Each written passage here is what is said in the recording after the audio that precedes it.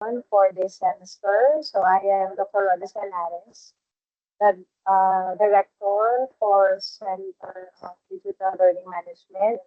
At sa hapon po ito, meron po tayong unang bahagi ng ating presentation and recording. Of course, ito po ay Sa pag pangungunahan ng ating training and support supervisor. But before that, tayo po muna ay manalangin.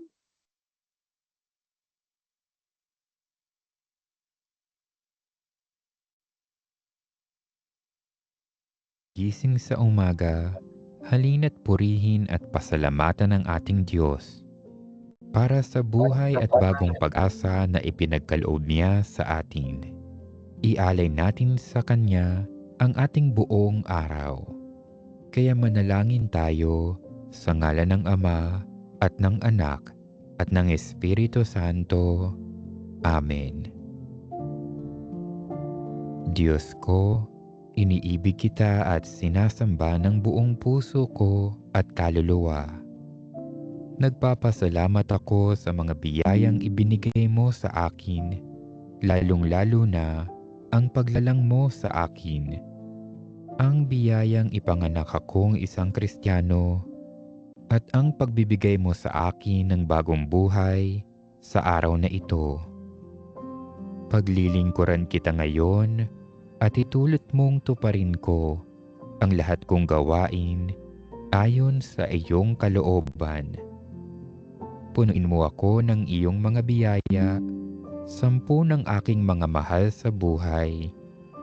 Amen. Sabay-sabay po tayo. Let us pray the Lasalian prayer. I will continue, O my God, to do all my actions for the love of you. Saint John Baptist de La Salle, pray for us. Pray for us Leave Jesus in our hearts forever. forever. In the name of Father, Son, Holy Spirit. Amen. Amen. Welcome po sa inyong lahat. So, bago po tayo magsimula, ibabalik ko po muna uli ang bola sa aming CDLM Director para sa pag-welcome at pagpapasalamat sa inyong pagpapaunlak sa ating programa ngayon. Ayan po, muli, welcome po sa mga tumanggap ng paanyaya ngayong hapon ito. So, marami-rami na po tayo. Siguro pwede na rin po tayo. But we have here in this meeting 38 and still marami po tayo ina-accept na participants. So, welcome po ulit sa ating unang bahagi ng ating orientation and retooling all about the Schoolbook's new user interface in instructional design. So, ngayong hapon po na to, meron po tayong a mix of a demo and a presentation to all of you. Sa mga hindi po naka-attend, we will be having, we'll have a provided handouts and also materials para po sa ating unang bahagi ng training. And also, kung may mga katanungan po kayo, meron po tayo diyang chat box para po maging mas maayos po ang ating pag-training ngayong hapon. So, ayan po ang ating outline. So, 1 o'clock po hanggang 2 o'clock is the presentation of Ma'am Oli. And then, 2 to 2:30 po is the Q&A. So, meron po tayong chat box or later po mag-open po tayo ng ating mic para po dun sa live questions na kung may mga gusto po po sa ating speaker. So, yun po for today. So, ako na rin po ang magpapakilala sa ating speaker ngayon. So, ating pong speaker is the new Training and Support Supervisor of CDLM. By the way, ang ating pong pangalan ngayon ay Center for Digital Learning Management. So, from CILT, naging CDLM. So, ang ating phone speaker ay mula sa IT Department, a full-time faculty member from IT Department, College of Information and Computer Studies, and also, siya po ang ating supervisor ng Training and Support Unit dito po sa CDLM. So, ayan po si Maria Gloria de Rosa.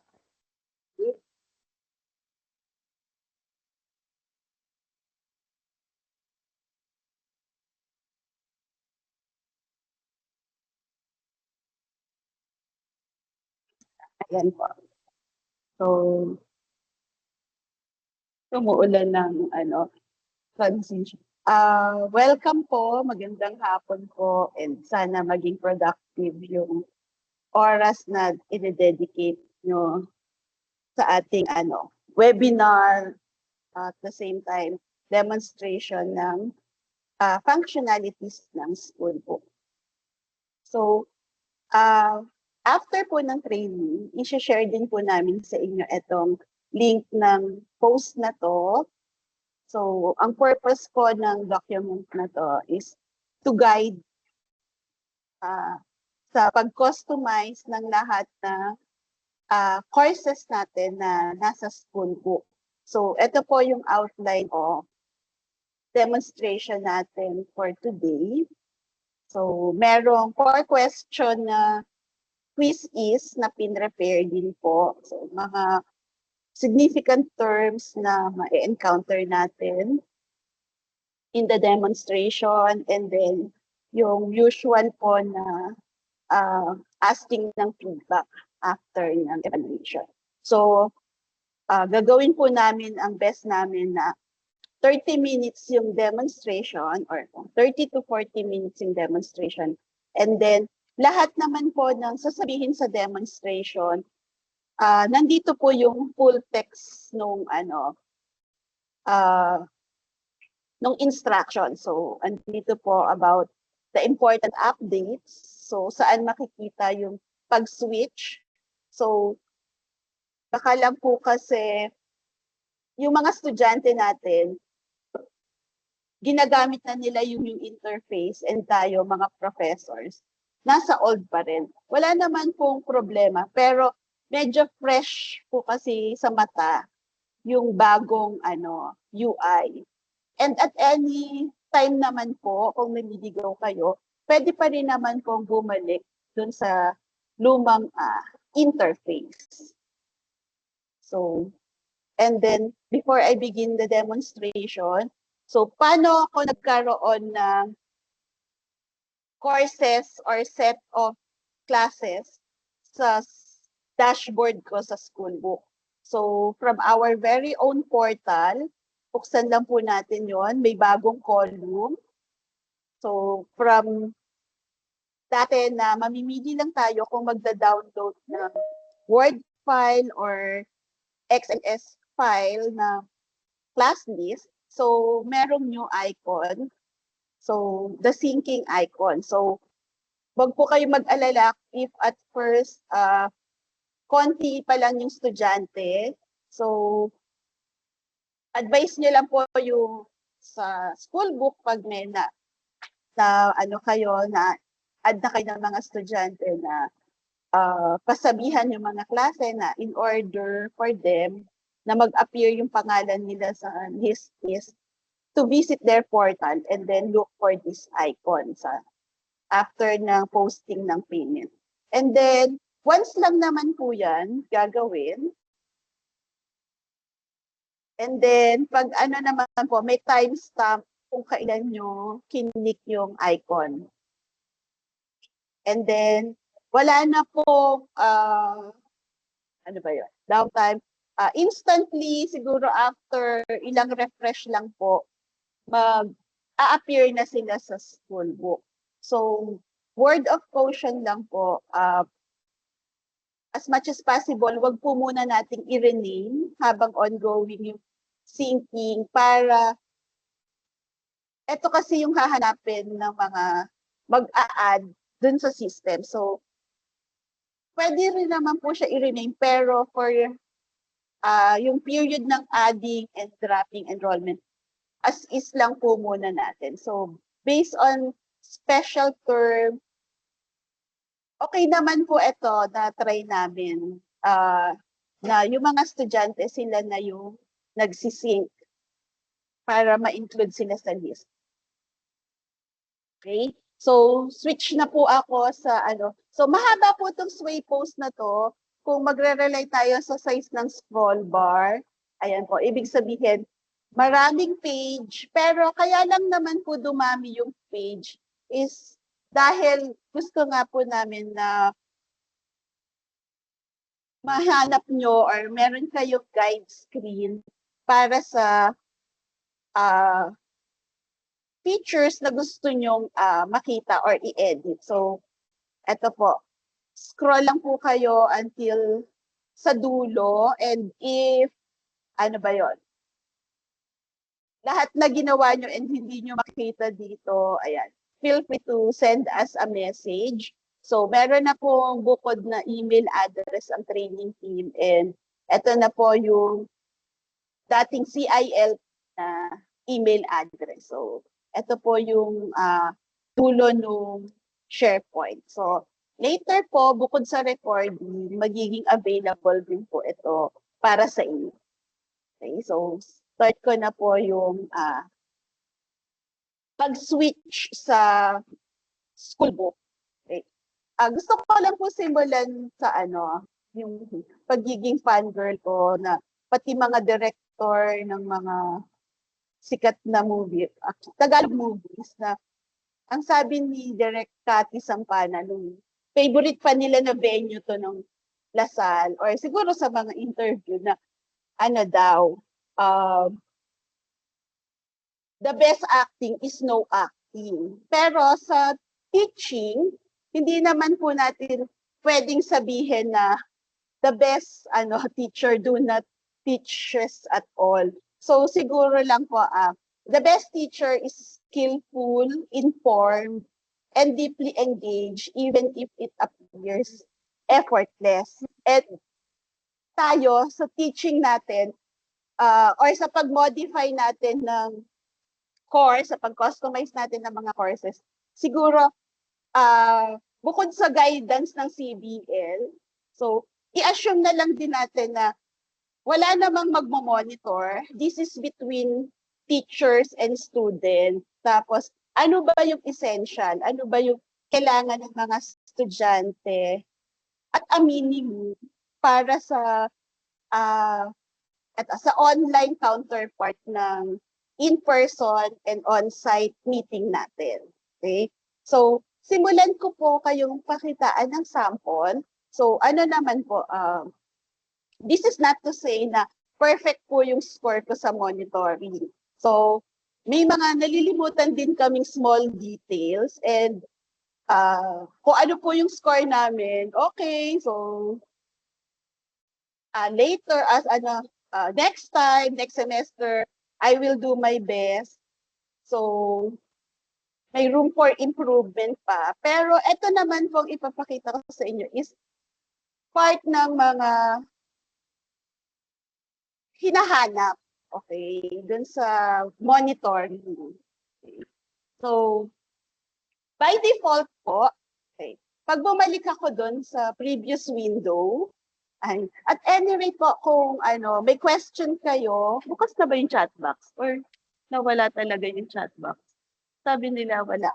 Bukas naman po. Pwede na po kayo mag-post ng question para kung masasagot naman po ng team namin before 2 p.m. Pero kung yung mga important na pwedeng i-post during Q&A, yun po yung ipe-present natin. Pero kung may mga tanong kayo na naisip nyo through chat, pwede nyo na pong i-post and sasagutin na nila yun. Okay. So, Ma'am, excuse, sarado yes pa rin po. yung chat box. Sarado pa sa akin. Okay. Only members lang daw ang may access. Sige po, meron pong magpa-process sa nyo para maging member kayo ng i-add na lang.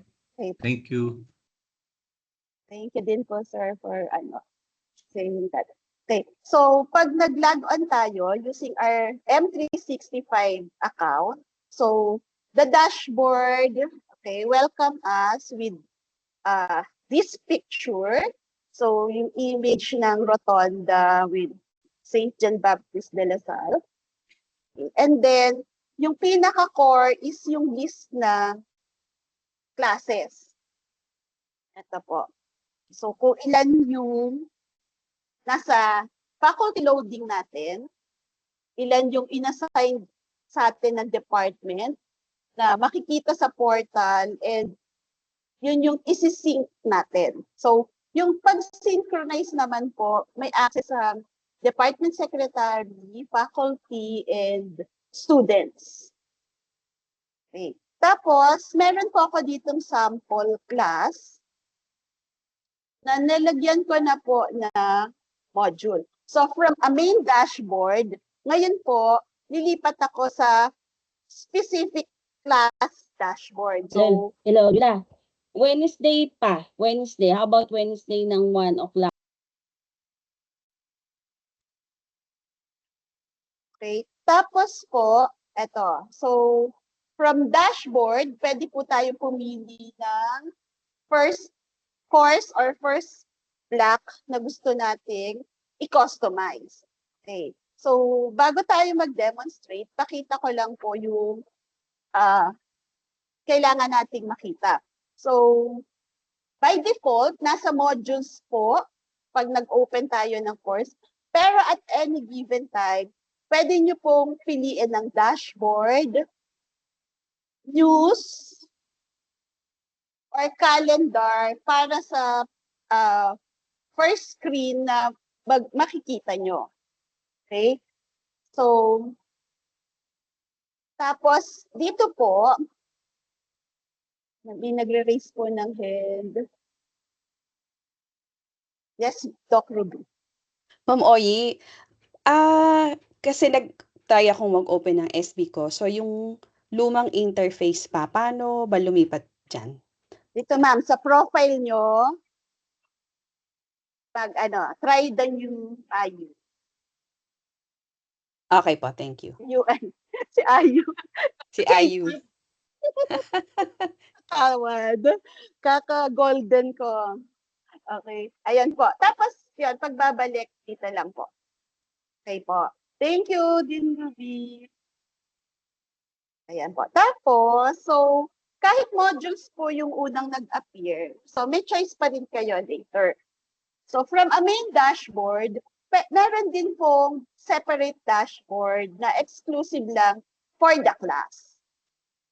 Okay? So, kung kanina, parang translation lang na faculty loading yung nakikita natin, ngayon po, since this is for BIT 4.1, sinink ko na po tong class and sinabi ko na lang sa class, nag-announce na lang po ako sa separate messaging namin na gagamitin ko muna yung course natin and disregard nyo lang yung mga assessment na makikita nyo. Okay. From modules tab, so mamaya mas magtatagal tayo dito. Sa dashboard, meron kayong choice na maglagay ng banner images. So, as much as your time will allow you. Pero ako, 6 po yung nalagay ko. So, okay din po para parang maging welcoming yung ano ba yung mga popular banner na gusto nyo palaging nababasa ng estudyante nyo. Yes, agad. I recognize po.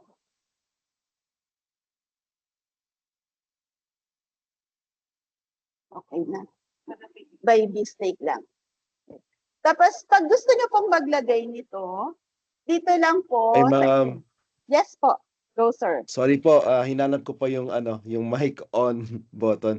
Ma'am, tanong ko lang, meron po kasi mga faculty na merong existing na QTI. Ito po bang aming QTI na luma ay pwedeng mag-work sa bago nating interface? parang may mga nag-try at hindi po gumagana yung cartridge eh. Okay. Pero ma'am, meron po Same ba pa kaming po. option na gumamit ng luma kaysa sa Yes, bago sir. para Yes, magamit sir. yung existing Apo. QTI? Yes, So ganun sir. na lang po. Meron naman Maraming pong salamat. record. Okay po. So, hindi pa naman po fully tina-transition yung ano. Parang, Ay, pwedeng isa pa po? yes, sir, go. Paano po kung yung interface na ginagamit ni Prof ay luma, tapos yung estudyante ay bago, meron po bang technical issues doon o wala naman? Wala naman po. Okay. Salamat. So, ano lang din po, sa creation ng courses, pero I think at the background, inaayos naman po nila na yung mga nare-raise na mga nagiging unavailable. Pag ni-report po sa kanila, inaayos naman po nila para ma-resolve dito sa user interface. Okay po. Okay. So, moving on. So, ito po, kung gusto nyo po i-personalize or lagyan ng kahit dalawang picture, so, ito lang po. So, medyo na-neglect po kasi ito. Edit lang po. Tapos, ayan. So, merong default na slide dyan, yung welcome, yung 3 bata. Tapos, ayan. So, kung kaya nyo na dagdagan ng picture, tapos ito sa heading limited lang po yung pwede nating i-paste dito. So, minsan parang yung mantra or yung recent banner sa news, yun yung pwede nyo ilagay po for the banner messages. And wala naman po siyang save icon. Remove nyo lang yung picture. So, pag papalitan nyo po, ito, remove picture lang. Tapos, pag natanggal nyo na po yung picture, pwede na kayong mag-upload ng bagong picture. And then, X na po. Tapos, so, may mga widget po sa ilalim. So, may activity, may nag-add na estudyante. So, wala naman pong interested usually dito, pero andito na rin po yung may sa news. So, pag may nakita kayo or yung mga estudyante, pwede nyo na po sila, pwede nyo i-click na from here, not necessarily from the laptop. Okay? So, yung dashboard po, meron pa rin siyang left and right pane. So, sa left pane, nandito po yung majority ng features para ma-manage nyo yung buong class. And then yung right pane naman po, contextual po siya. Nagbabago siya, depende kung ano yung active na laptop. Okay. From the dashboard, skip pa rin po muna natin ng modules. Punta naman tayo sa news. Under ng news, okay, ano yung mga makikita ng mga estudyante natin dito sa news? So, pag sa settings, sa admin configuration, nag-set tayo ng send a notification or post to news feed when an assessment is given. So, mag-a-appear po dito. Tapos, pag meron naman po kayo mismo yung pinost nyo na announcement, kagaya nito, post, tapos itatype nyo dito, ito yung sinabi ko na, please help me advise your classmates to update their names in the class list by visiting their online enrollment status. So ito po yung sinasabi natin na hanapin nila yung sync icon. So medyo, minsan yung mga estudyante naman, ano sila gusto kong isipin na pag sa ganito, ang bilis nilang maintindihan. Pero pag yung mga topic na sa klase, ayun, hindi ko alam kung binablock ba nila yung ano. Pero pag ganyan po na announcement, nagigets po nila agad yan and sinasabi nila yon sa mga klase nila para mag-appear na yung name nila. Especially, mahalaga sa kanila na makapagpasa ng assessment on time. Tapos ito, kung meron naman po kayong pinost sa calendar, so ito, this is from the calendar, makikita din po ito sa news. Okay, so sample announcement only. Tapos, Kinopy-paste ko lang po ito, yung link ng isang existing MS Teams. Tapos, ayan, magjo-join na po sila dyan. Halimbawa lang na from on-site, nagiging synchronous halimbawa yung meeting namin on this day. So, sample lang po yan para magkaroon ng entry ang newsfeed. Okay. So, sa calendar naman po, okay, ayan. Pag nagsiset po kayo ng date sa module, okay, eto, sinet ko po ito sa admin configuration. Nakaka-capture po yun ng calendar. Kaya pag naglagay po kayo na schedule sa schedule tab, mapupuno po yung calendar kung every meeting ilalagay nyo Monday 2 to 4, magkakaroon po yan dyan. Kaya although sa admin schedule tab, pwedeng maglagay nun. Kaya lang, hindi siya best practice kasi napopopulate yung calendar ng mga estudyante. Aware naman sila na may pasok sila every Monday from 2 to 4. So, ito po. So, nagkataon lang na meron na akong available na module for this course. Okay. So, from calendar, syllabus naman po. Okay. So, sa ngayon, awaiting approval pa ako ng signature or ano. Kaya wala pa pong laman. Pero minsan po, pwede kayong maglagay dito na lagyan nyo lang po ng description na unsigned syllabus. So, I will post another syllabus parang once the approved one is signed. Parang gano'n. Tapos, i-upload nyo na lang po dito. Okay? So, before the module, learning skills muna. Okay. So, isa po to sa tinitingnan kasi mahalaga din naman po ito. Di ba yung syllabus natin, merong course description, tapos merong course learning objectives, tapos meron pang